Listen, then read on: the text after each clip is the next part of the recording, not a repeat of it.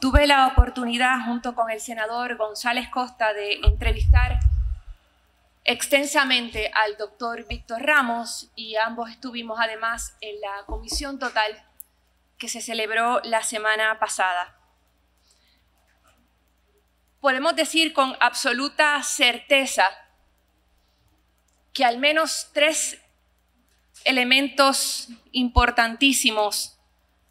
demostrables a través de evidencia documental, no el resultado de especulaciones o de mala voluntad entre individuos, no opiniones individuales, sino los documentos que se entregaron a la comisión total y con los cuales confronté al doctor Víctor Ramos, nos permiten concluir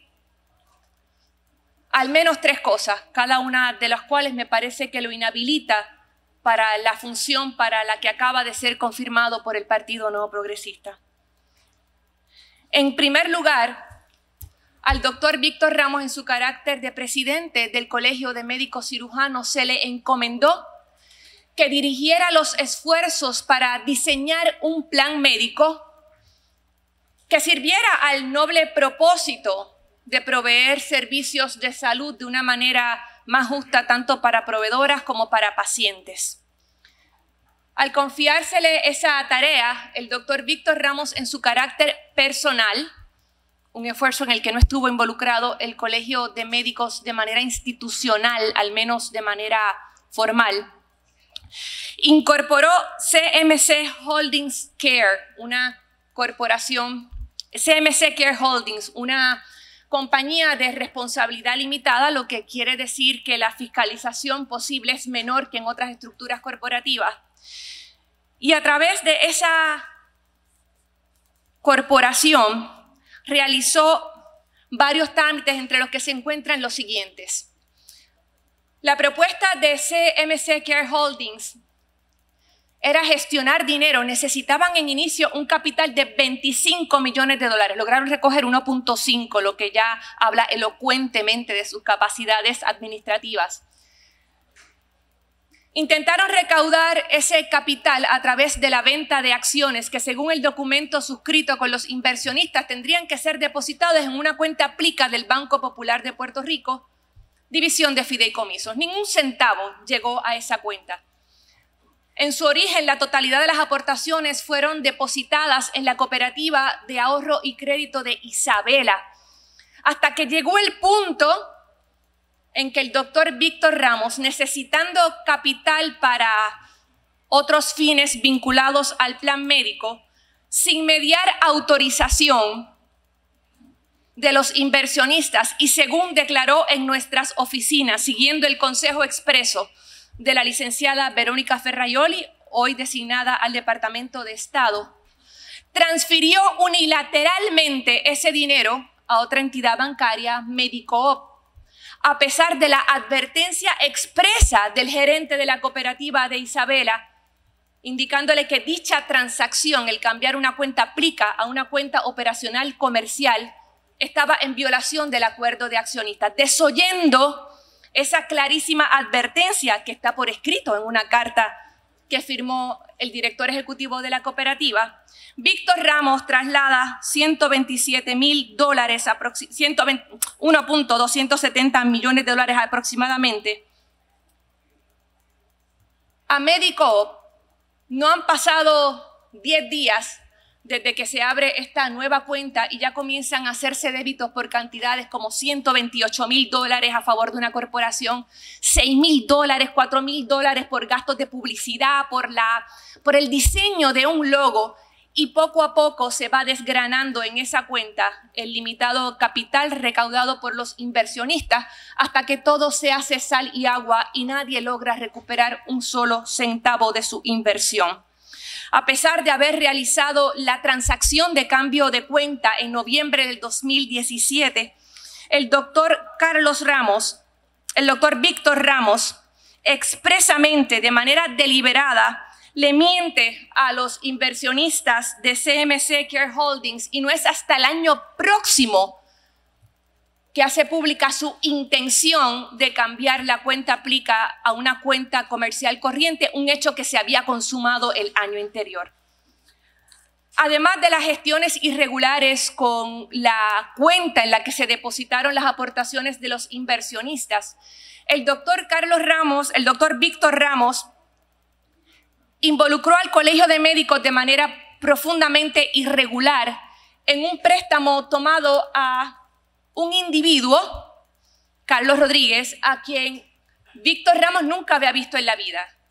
Según la historia que se nos narra, una tarde le notifican que necesita conseguir $175,000 y en cuestión de 2 horas el dinero apareció. Un préstamo de $75,000 de parte del tesorero del Colegio de Médicos y de CMC. Ese sí logró recuperar hasta el último centavo. Una aportación de $25,000 de este señor prestamista, papá de una empleada del Colegio de Médicos, y $100,000 garantizados mediante un pagaré en el que Víctor Ramos firmó tanto como presidente del Colegio de Médicos como en su capacidad de presidente de CMC, a pesar de que el Colegio de Médicos no era parte de la transacción, y obliga al Colegio de Médicos al pago de intereses por estos $100,000. Con el paso del tiempo, el prestamista, a quien nadie conocía, el que apareció en 2 horas con $100,000 que transfirió de manera electrónica a la entidad que reclamaba el pago del dinero, cobró $221,000 en intereses. $221,000 en intereses por una transacción de $100,000 que se podría haber hecho de manera muy poco onerosa si se hubiese solicitado el préstamo a la propia entidad del Colegio de Médicos Cirujanos. En tercer lugar, quedó demostrado por la evidencia documental, e insisto, todo lo que estoy diciendo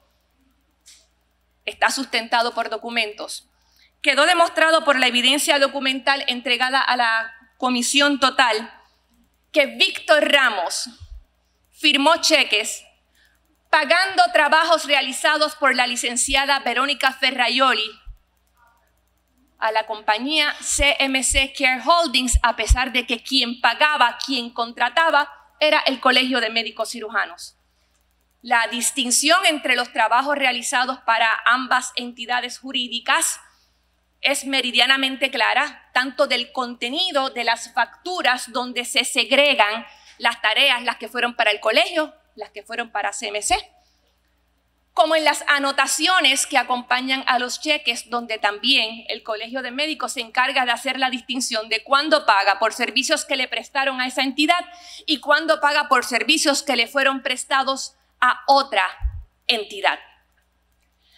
Me parece que con esos elementos ya queda claramente evidenciada la pobre capacidad administrativa del secretario de Salud.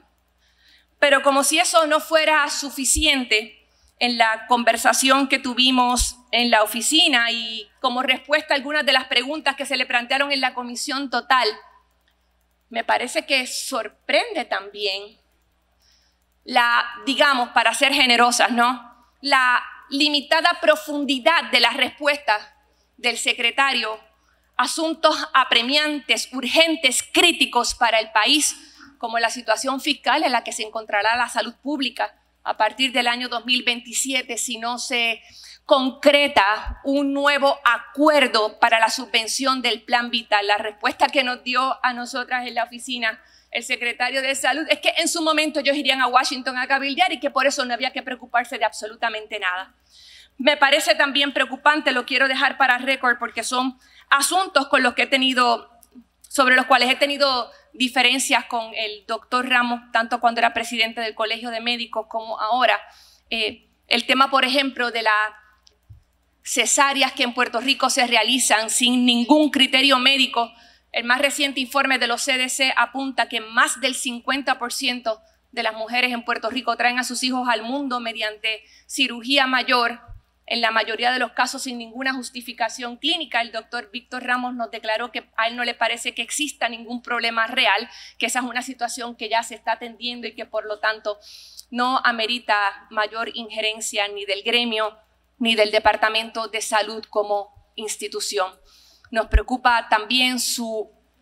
pobre entendimiento de la situación crítica de la provisión de servicios de salud en Puerto Rico, donde persiste la amplísima brecha entre personas que ni cualifican para el plan vital ni tienen los recursos para costear un plan médico privado y se encuentran, por lo tanto, en ese amplísimo espacio de falta de protección de un seguro médico. Por esas razones, la delegación del Partido Independentista ha votado en contra de la designación de Víctor Ramos como secretario del Departamento